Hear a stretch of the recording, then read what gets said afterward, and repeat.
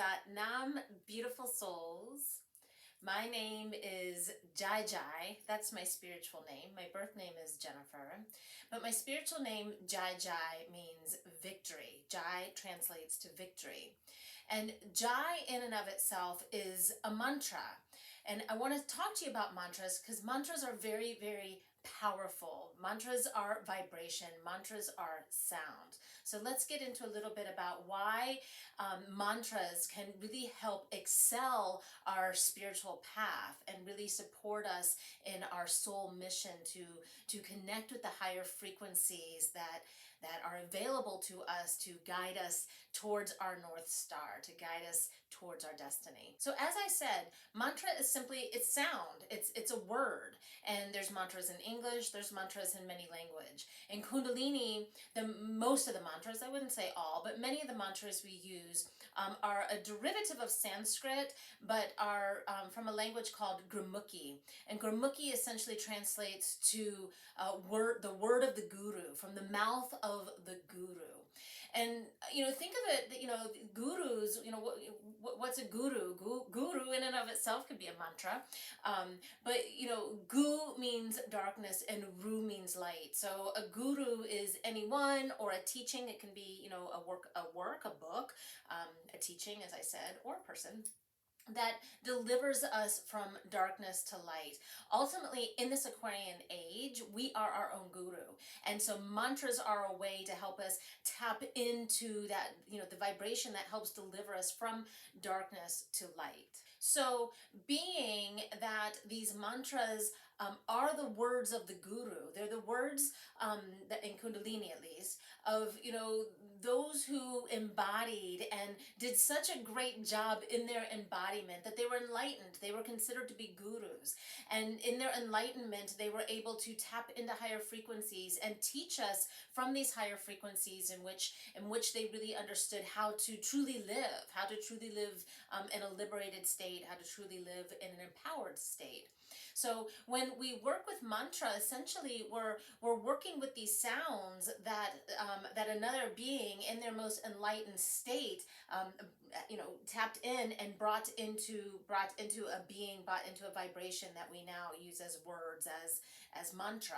So as we began to say repetitively the sounds of certain mantras that came from the word of the guru, we begin to embody that very enlightening and very real experience that the gurus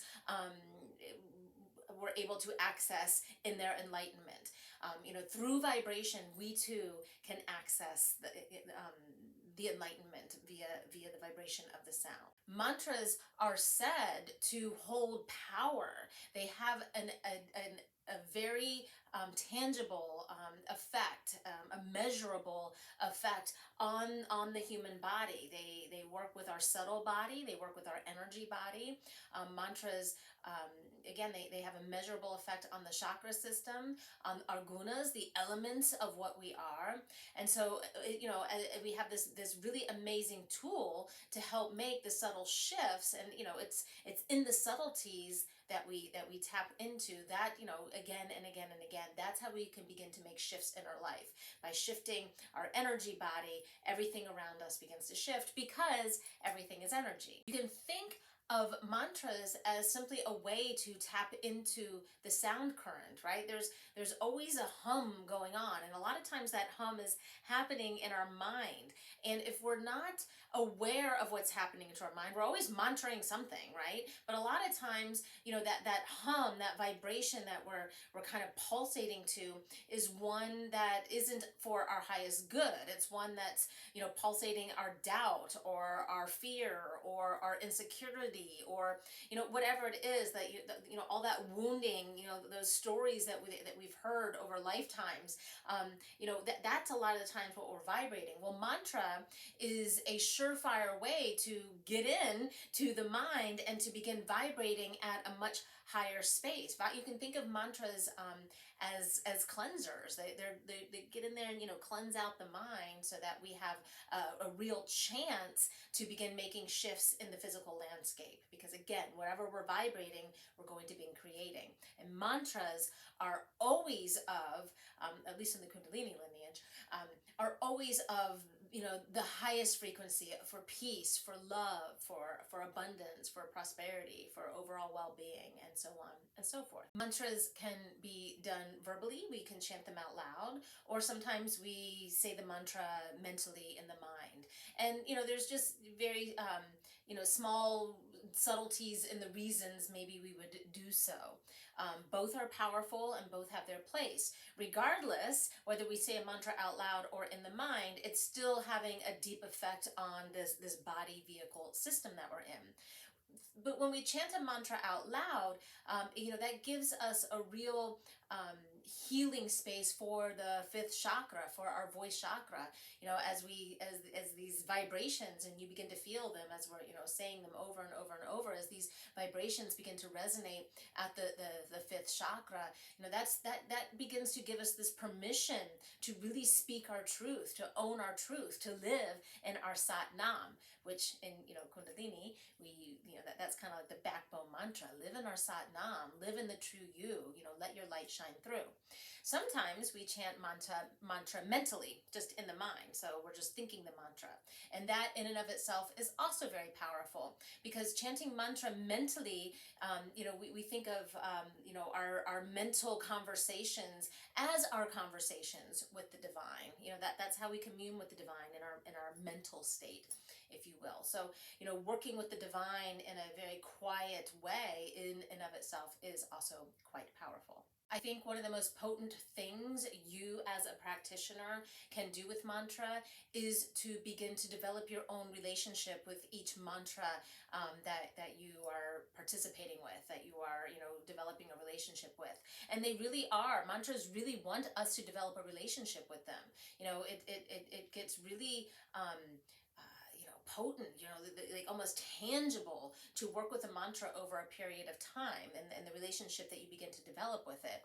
I do, when I teach, I try and give a translation of what the mantra means, because I think that's helpful. But ultimately, the mantras are not for us to intellectualize.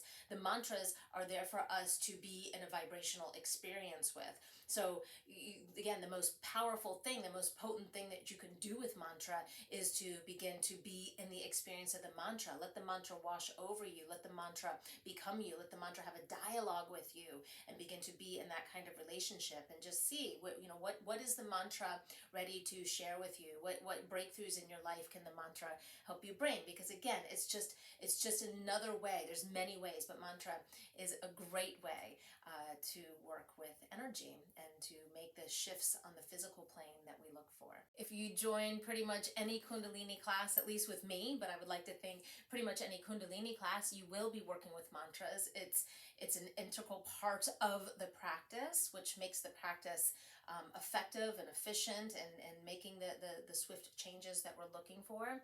But a simple mantra that you can do throughout your day, a simple mental mantra is just inhaling Sat and exhaling Nam.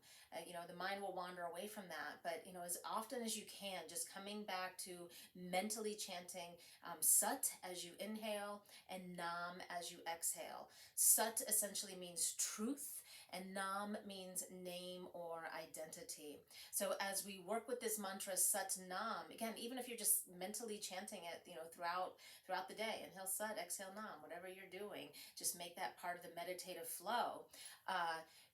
We begin to remember who we truly are. We get stuck in these identities, and we start playing out these roles that we think we're supposed to be playing in this lifetime. And that's why we're here. We came here to show up and play a role at some level, but our ultimate role, who we truly are, is Sat Nam. We're infinite light beings. We're infinite energy beings. And so the more we can identify with our ultimate truth, when we're playing out in these more earthly realm, physical ways that we go into our life, the dramas and the traumas don't seem as huge. They don't seem as insurmountable when we begin to remember who we truly are. So that's the power of mantra. I encourage you to inhale Sat, exhale Nam as often as you can throughout the day. Just make it that thing that you do to remember who you truly are. If you would like to delve deeper into mantra, I encourage you to join Jai Academy. Jai Academy is a membership page on my site, my personal website, jaiyogacenter.com. It's $12 a month to join, and one of the many benefits is I have a meditation there each month for you to work with. And ideally, again, if you take a mantra, if you take a meditation each month and go deep into it, no doubtably, you'll begin to see some really great shifts. So I invite you to the membership page on my website, Jai Academy, where you will get more support directly from me. I also invite you to check out the videos here in YouTube. Many of them have mantras that you can begin to explore as well. Sending love, sending light. Sat Nam.